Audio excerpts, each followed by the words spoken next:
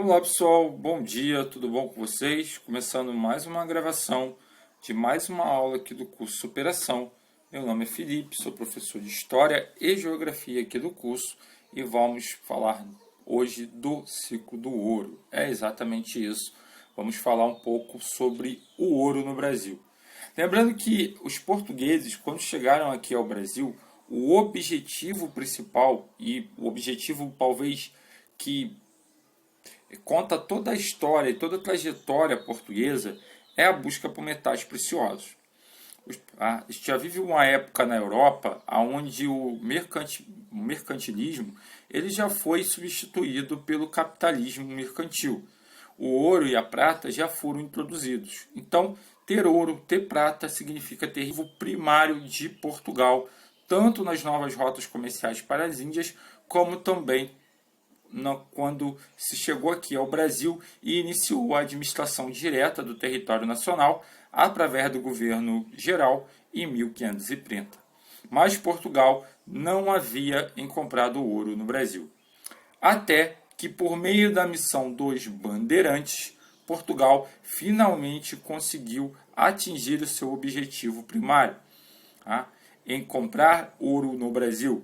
E mais do que encontrar ouro, isso fez com que toda a estrutura social da colônia fosse alterada. Isso porque, se antes a colônia tinha como seu ponto forte o Nordeste, o ponto forte passou necessariamente a ser o Centro-Oeste, colocando as regiões do interior de São Paulo, Mato Grosso, Goiás e também o Rio de Janeiro como ponto principal nesse comércio do ouro aqui no Brasil, tá? Então, vamos falar um pouquinho sobre esse ouro aqui no Brasil. O ouro, ele vai se tornar a principal atividade da colônia, inclusive desbancando o açúcar. O açúcar, apesar de ser bem consolidado no Brasil, nós vimos nas últimas aulas que o açúcar, apesar de Portugal deter essa matéria-prima, né, ou seja, a cana-de-açúcar para chegar até a transformação do açúcar, Portugal precisava comprar maquinários com a Holanda para fazer isso. Os holandeses, além de serem concorrentes diretos no açúcar, eles também são responsáveis por vender o maquinário, ou seja, eles têm vantagens comerciais em relação aos portugueses. Bom, no início do século XVIII, momento que as exportações do açúcar elas estavam caindo devido à concorrência, como a gente já tocou aqui no assunto, principalmente com os holandeses, que começaram a implementar ainda mais o açúcar nas regiões caribenhas, ou seja, ali na região da América Central, e também os ingleses, que vão surgindo nesse cenário a partir de agora. A extração do ouro, descoberta do ouro, ela provocou mudanças essenciais na economia brasileira. Primeiro, porque a ocupação do território nacional ela foi feita de forma totalmente diferente do que havia sido antes. Lembrando que toda vez que nós falamos de Brasil, o Brasil que os portugueses conhecem é o Brasil litorâneo. É o Nordeste, é o Sudeste, é o Sul, através da prática ali da pecuária. Mas o Brasil interior, o Brasilzão, né, como a gente gosta de chamar, o coração do Brasil, ele ainda não é conhecido. E aí como é que os portugueses vão fazer isso? Através das missões dos bandeirantes. Então, alguns pontos precisamos colocar para falar com a questão da mineração. Primeiro, o início da mineração no Brasil, a mudança da atividade social e econômica, como a coroa portuguesa reagiu à mineração, as revoltas ocorridas por conta da produção do ouro, o declínio da produção do ouro e as consequências da descoberta do ouro. Então, se você vai fazer a prova aí para PEMERGE, você precisa saber todos esses pontos, pois pode cair na sua prova, tá bom? Bom, como nós falamos, a mineração ela vem justamente ela é para Portugal naquele momento não só uma descoberta, mas também a salvação da lavoura. Por que a salvação da lavoura? Porque a cana-de-açúcar ela já está vivendo um processo de declínio. Então Portugal ele não tinha um outro produto para colocar no lugar. Pelo contrário, ele não tinha produto nenhum para colocar no lugar. Então o que acabou sendo para Portugal? a salvação. Portugal comprou uma nova forma de reação. Então o ouro branco, que é como era chamada o açúcar, perde força, principalmente em relação à Holanda, que aumenta ainda mais a sua produção nas Antilhas, né? Ou seja, ali no mundo caribenho, nas ilhas da América Central, no final do século XVII, como vocês estão vendo aí. Tá? E aí, para resolver essa crise financeira, Portugal decide contratar os bandeirantes. Os bandeirantes, pessoal, eles não podem ser colocados na categoria de heróis, eles não podem ser colocados na categoria, por exemplo, de benfeitores ou malfeitores. Eles são simplesmente homens contratados para desempenhar determinada atividade. Essa pode ser recuperar escravos, essa pode ser desbravar outros territórios. Essa é a atividade dos bandeirantes. Tá? Os bandeirantes esse é a atividade central que se acontece dentro dos bandeirantes. Tá bom? Então, Portugal, com dificuldades econômicas, principalmente entre 1750 e 1770, quando a Europa ela já começa a dar uma guinada, né? Ela já está mudando a cabeça do mercado europeu, os portugueses continuam na mesma. Como eles detêm colônias, eles preferem ficar na mesma e continuar na mesma situação. Tá? Além de Portugal já sofrer a pressão que a Inglaterra já está iniciando o processo de industrialização, o consumo de mercado a nível mundial ele está voltado para a produção de metais preciosos. Então Portugal tinha que reagir. Então qual era a reação que Portugal poderia ter? Como Portugal poderia fazer isso? Portugal teria que descobrir uma nova forma de receita dentro do Brasil. Essa nova forma será o ouro. Tá bom? Então a mineração no Brasil ela vai começar no final do século XVIII no final do século XVII e início do século XVIII. Tá? E os bandeirantes são responsáveis por comprar essas primeiras jazidas de ouro. Lembrando que o ouro aqui no Brasil, ele não é, eu até brinquei com os alunos isso na aula. Cara, o ouro não é como um desenho animado. Você olha para aquela rocha lá e você vê aquelas coisas brilhando. Não é nada disso. O ouro ele ficava abaixo, né, abaixo geralmente dos riachos, e era encontrado abaixo de uma camada de areia escura. Então você tinha que fazer o quê? Peneirar para achar aquele ouro, e o ouro geralmente é encontrado em pó. Ou pequenas pepitas de ouro, como vocês estão vendo aí na primeira foto. Na segunda foto, você já tem um exemplo do ouro já pré-moldado, né? Preparado, as chamadas barras de ouro. Que aí vai depender, lógico, do processo de uma casa que a gente chama de casa de fundição, que nós vamos ver aqui à frente, né, nessa gravação, tá bom? Bom, a mineração, logo que ela explodiu, ela praticamente chamou a atenção de todos. Tanto as pessoas que viviam em Portugal, que queriam vir para o Brasil de qualquer jeito para poder minerar, como de brasileiros que também queriam ter acesso às minas de ouro. Então Portugal teve que agir rápido, porque Portugal entende que ele é o dono da colônia, ou seja, o território pertence a ele, tudo pertence a ele. Porém, se Portugal não agisse rápido, o que iria acontecer é que Portugal provavelmente não teria lucro em cima dessa produção aurífera, porque necessariamente os caras começaram a invadir e começaram a peneirar ouro, beleza? Bom, existem duas formas, basicamente, de você conseguir chegar a esse processo do ouro. A fascação, talvez, é o processo que a gente conhece melhor, porque esse processo, a fascação, é um processo que envolve diretamente o cara ir lá no riacho, lá peneirar o ouro lá na própria fonte, tá? Diferente do outro processo, que a gente já tem o processo que você tem que desviar a água para criar uma espécie ali de galeria aonde você vai fazer o garimpo desse ouro, tá? Então é um processo já que a gente pode até falar em termos, lógico, primitivos, mas é um processo já industrializado, né? Primitiva, mas industrializado. Diferente do ouro que você pega lá, você vai lá com a peneirinha e consegue extrair o ouro, tá bom?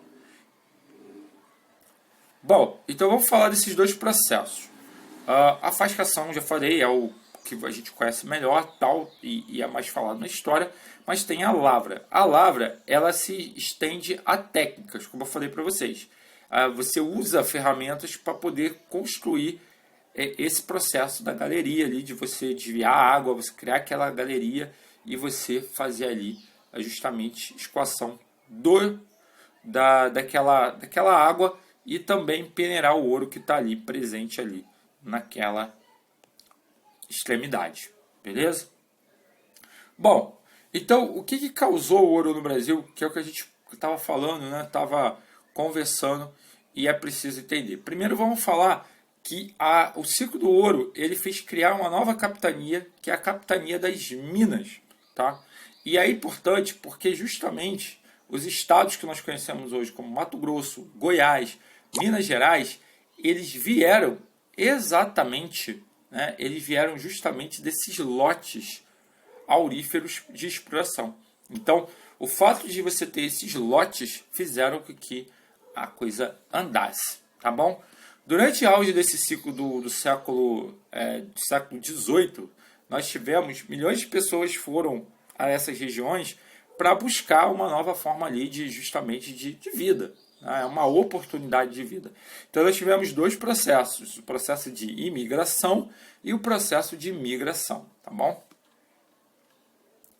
Bom, o enriquecimento do ouro fez surgir uma elite que veio da questão do ouro. Então, para o cara explorar o ouro, o que ele tinha que fazer? Ele tinha que alugar uma mina e tinha que pagar parte desses tributos a Portugal, tá bom? Então, Portugal ganhava com a exploração da mina e também ganhava parte do lucro que o cara obtinha com a mina, tá bom? Então, não é só Portugal ganhar porque é o dono da mina, ele ganha também na exploração da mina, tá?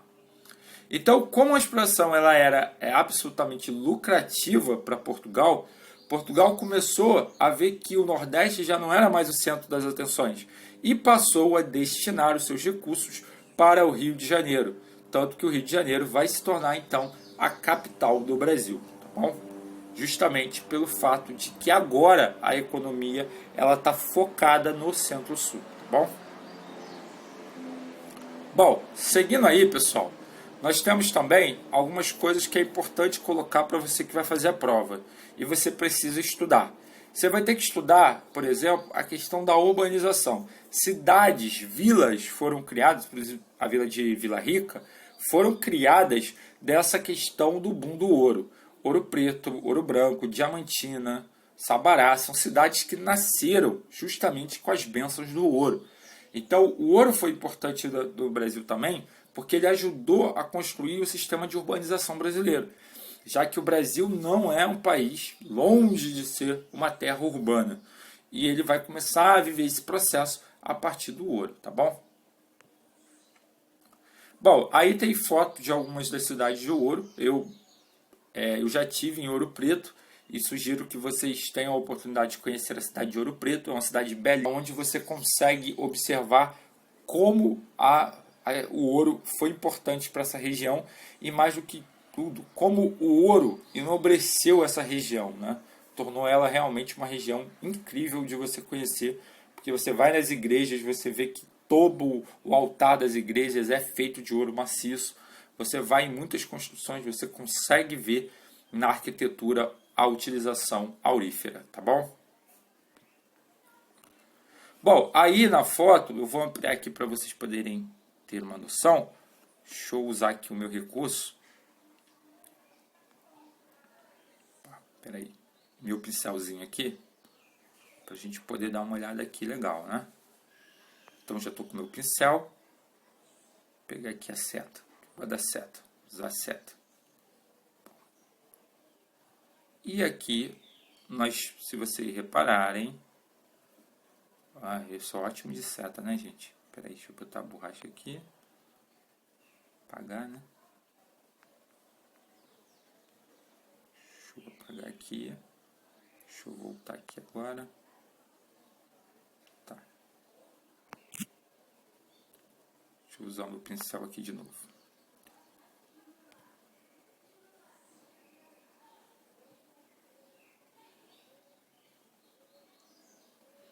Pegar aqui. Agora vai, setinha.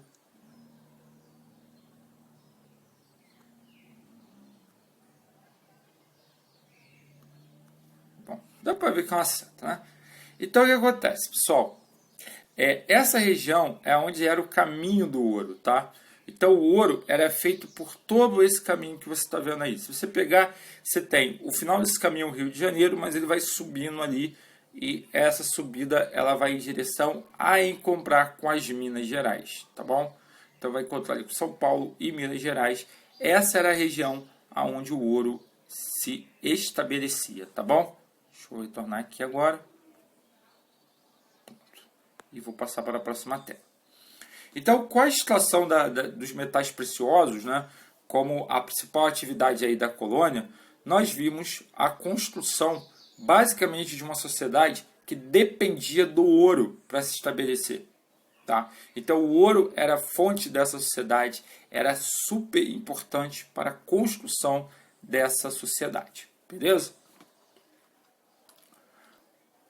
Bom, então vamos falar sobre como é que o ouro, a pepita de ouro, se transformava no ouro que a gente conhece, tá bom? Vou passar aqui que tem algumas coisas aqui que são muito mais curiosidades. Não vale a pena a gente estar falando. Mas vamos começar a falar assim agora de todo o comércio que envolve esse ouro. Primeiro, nós temos os boiadeiros. Os boiadeiros eram responsáveis por fazer o transporte do ouro. Então, o ouro era transportado pelos boiadeiros. Já os comboeiros, eles eram responsáveis pelo transporte de escravos. E isso Portugal está de olho. Tanto que depois Portugal vai começar a cobrar também pelo número de escravos que você leva para as minas. Então, o sistema português, ele era absolutamente tributário, tá bom? Então, a coroa portuguesa logo percebeu que era necessário aumentar a fiscalização e sobre a exploração do ouro. E o que eles fizeram? Eles começaram a criar impostos. E esses impostos, senhores, pode cair na prova de vocês e eu vou falar agora para vocês. Bom, o mais famoso, que você já escutou muito falar na história, é o quinto. O que é o quinto do ouro? 20% da riqueza extraída das minas ia para Portugal.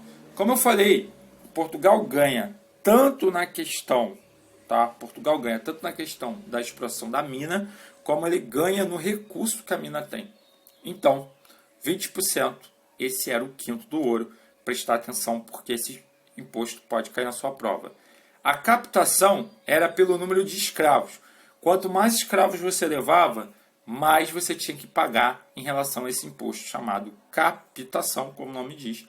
A ideia é captar dinheiro mesmo. E a derrama é uma espécie de acordo. Sabe aquela conta que você não conseguiu pagar, aí você liga lá para o banco e faz um acordo com o banco? Essa era a derrama.